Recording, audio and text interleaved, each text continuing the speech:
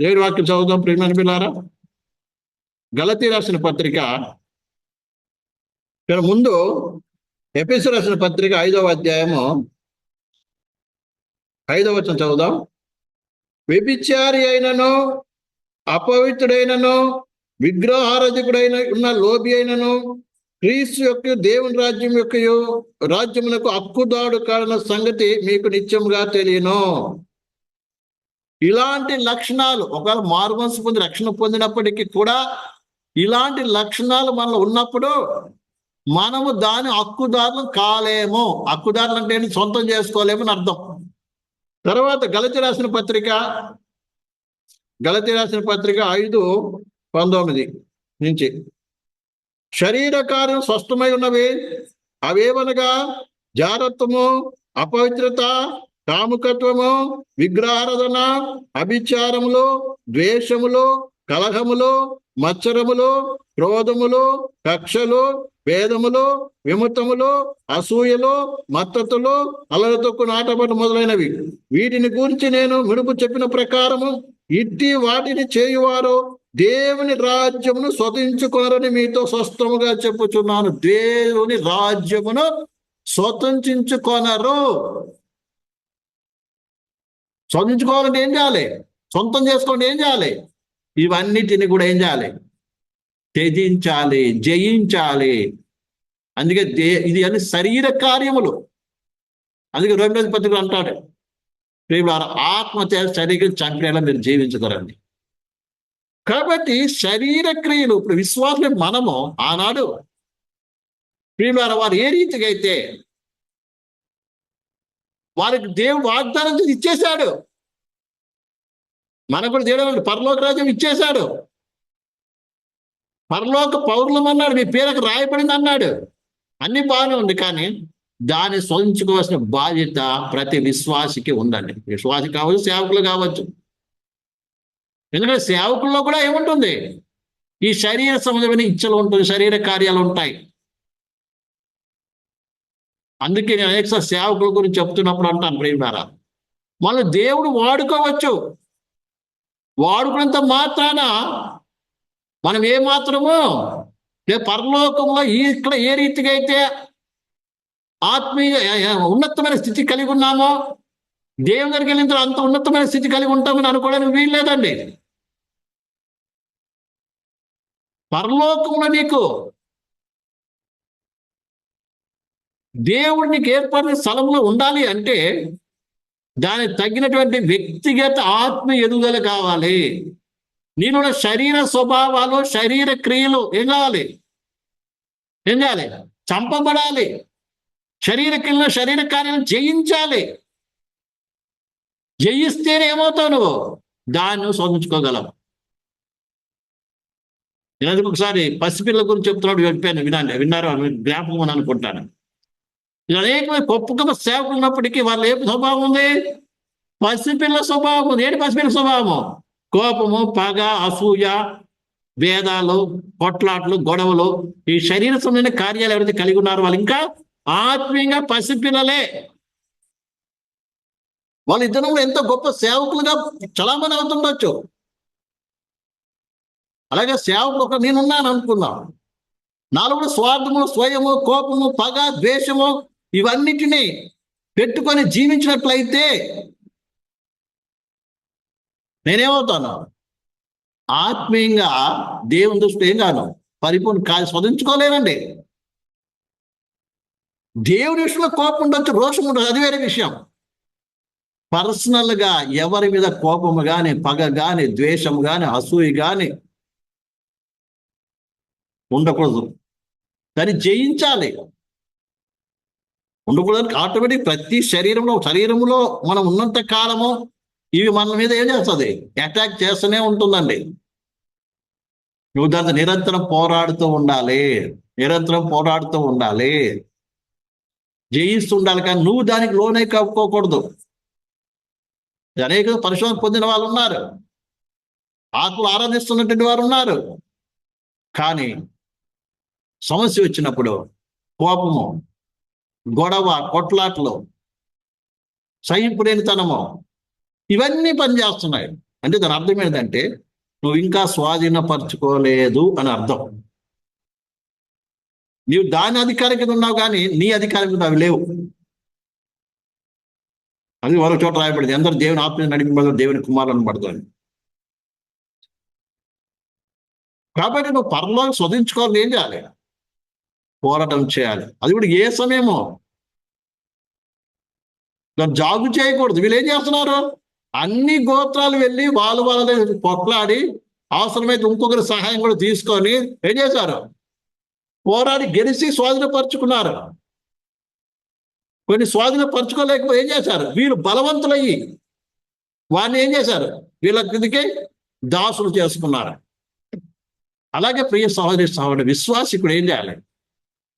రక్షణ పొంది నీవు ఆ పరలోకాన్ని ప్రవేశించడం కొరకు, స్వాధీనపరచుకోవడం కొరకు, ఆ పరలోక రాజ్య వారసుడు కొరకు, ఆ పరలోక రాజ్యాన్ని సొంతం చేసుకోవడం కొరకు ఏం చేయాలి తెలుసా? దాంతో ఏం చేయాలి? నువ్వు ప్రేమ ద్వారా పోరాడాలి. అవసరమైతే నీ తోటి సహోదరి దగ్గర ఏం చేయాలి? నా గురించి ప్రార్థన చేయండి, నా గురించి ప్రార్థన చేయండి, ప్రార్థన కోరుకోవాలి. అంటే చెప్పుకొని నా బలహీనత ఇలా ఉంది, నాకు ప్రార్థించండి. వారి సహాయం తీసుకొని వారికి ఏం చేయాలి? సలహాలు తీసుకొని, దైవజనులు కావచ్చు, ఇతరుల యొక్క సలహాలు తీసుకుని ఏం చేయాలి? దాన్ని జయించడానికి ప్రయాసపడాలి. జాగు చేసి ఏం చేస్తుంది? వీళ్ళు జాగు చేశారు, చివరికి ఏమైంది తెలుసా? విగ్రహం తీసుకొచ్చి పెట్టుకోవాల్సిన పరిస్థితి వచ్చింది. అలాగే అనేక మంది జయించలేని వారిలో ఏముంది? పర్మనెంట్ కొన్ని విగ్రహాలు ఉండిపోయాయి, కొన్ని లక్షణాలు అలాగే ఉండిపోయింది. కొన్ని బలహీనతలో విగ్రహారాధన లాగా వారి జీవితం ఉండిపోయింది. అప్పుడు కనబడతావు ఇలా పలానా సహోదరుడు గొప్ప సేవకుడు కావచ్చు, ఎవరైనా కావచ్చు, స్వభావం ఏమవుతుంది? మార్పు రాదండి ఎప్పటికి. ఇంకంతే. ఈ దాను గోత్రికులు ఏం చేశారు? చివరికి తీసుకొచ్చి విగ్రహాన్ని పెట్టుకున్నాం. ఫస్ట్ విగ్రహాలను చోటించిన వాళ్ళు ఎవరు తెలుసా? దాను గోత్రికులు అండి. ప్రేమ గోత్రికులు ఏం పెట్టుకొని ఏం తెలియని సపరేట్గా ఉన్నారు. ఇజ్రాయెల్ ప్రజలందరూ యుద్ధం చేస్తున్నప్పటికి కూడా వాళ్ళకి సహాయం కూడా చేయట్లేదండి. ఉదాహరణకు చూడండి, కొంతమంది ఇలాగ ఉండేటువంటి విశ్వాసులు కూడా ఉన్నారు. న్యాయాధిపతుల గ్రంథము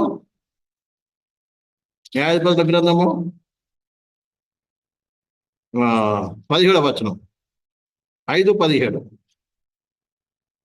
గిలాదు యోర్దాను అద్దర నిలిచెను, దానియేలు ఓడ దగ్గర ఎలా నిలిచిరి? అషేరీలు సముద్ర తీరమున తమ అఖాతము యొద్ద ఎలా నిలిచిరి? చూడండి, ఇక్కడ దెబోరా అంటుంది. దెబోరా, బారాకు వాళ్ళిద్దరు ఏదో గొప్ప యుద్ధం చేశారు. యుద్ధం చేస్తుంటే వీళ్ళేం చేస్తున్నారు కదా? సముద్రం వద్దని చూస్తున్నట్ట. కొంతమంది సంఘంలో ఉంటారు కానీ సంఘ విషయాలు ఏది పట్టించుకోరు, అంతే. అర్థమైందండి? ఏదైనా సమస్య వచ్చినా వారికి పట్టింపు ఉండదు, ఏదైనా ఏది ఉన్నా కూడా వాళ్ళకి పట్టింపు ఉండదండి. ఎందుకంటే వారికంటే ఒక బౌండరీ ఏర్పాటు చేసుకొని అందులోనే ఉండిపోతారు, అంతే. కదలం బెదలం. వాళ్ళు ఎవరు తెలుసా? వీలే దానియేలు లాంటి వారు, దాను గోత్రికులు లాంటి వారు అండి. ఆ యుద్ధానికి వాళ్ళు కష్టపడితే, వాళ్ళు కష్టం ఉంటే పని. సంఘంలో కష్టపడుతున్నారు అనుకోండి, బాధలు ఉన్నారు అనుకోండి, వేదనలు ఉన్నారు అనుకోండి, ఇంకా ఏదైనా పరిస్థితి ఉందని ఏమనుకోండి, పట్టించుకో. ఎందుకంటే నేను సుఖం ఉంటే చాలు, నా సేఫ్టీ నేను చూసుకుంటాను అనుకుంటాను, అంతే. ఇదైనా ఎవరి సేఫ్టీ వాళ్ళు చూసుకునే వాళ్ళు చాలా మంది ఉన్నారు. వీళ్ళందరూ ఎవరు? దాను గోత్రికులు లాంటి వారే. వారు కొన్ని విగ్రహాలు పెట్టుకున్నారు. వాళ్ళ దృష్టికి వాళ్ళ నీతిమంతులు కనబడతారు, అంతే. మాకేం మేము ప్రార్థన చేసుకుంటాం, మాకు అన్నీ ఉన్నాయి, మాకే బాధ లేదు. మేము అనవసరం ఏం చేస్తాం? రిస్క్ తీసుకోం. అంటే వాళ్ళ షేప్లో వాళ్ళు ఉంటారు తప్ప అవతల వ్యక్తులు ఇక్కడ సంఘంలో కావచ్చు, ఇంట్లో కావచ్చు, ఎలాంటి పరిస్థితి వచ్చిన వారికి ఏముండదు, పట్టింపు లేని పరిస్థితులు జీవిస్తున్నారు. ఇక్కడ ఇజ్రాయేల్ ప్రజలందరూ కూడా యుద్ధం చేస్తుంటే వీళ్ళని ఏం చేస్తున్నారట? సముద్ర ఒడ్డు నుండి ఏం చేస్తున్నారు? ఎందుకంటే వీళ్ళ దేశం కూడా సముద్ర ఒడ్డునే. ఏం చేస్తున్నారు? అందుకే ఇక్కడ అడుగుతుంది ఎవరు? దెబోరా ఏమంటుంది? దానియులు ఓడల దగ్గర నీకు ఏంటంటే ఓడల దగ్గర ఏల నిలిచింది. అక్కడ నిలుచుకుని ఏం చూస్తున్నారయ్యా మీరు?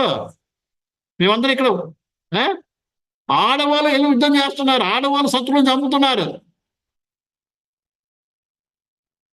చాలా సిస్టర్స్ సేవ చేస్తుంటే బ్రదర్స్కి ఏం చేస్తున్నారు? చాలా మంది అందరూ వాళ్ళంతా సేవ చేస్తున్నారు అనుకుందాం. బహుశా ఎవరన్నా సువార్త ప్రకటనకి వెళ్ళి దెబ్బలు తిన్నారనుకోండి, వీళ్ళేమంటారు? వీళ్ళే పని బాట లేదా వాళ్ళకి వెళ్ళి అట్లా సువార్త చెప్పకపోతే అనేది ఎగతాలు చేసేవారు ఉంటారు. కానీ ఇలా మేము కూడా తోడుకుంటాం పదండి అని ధైర్యం చెప్పేవారు చాలా కొంతమంది ఉంటారు.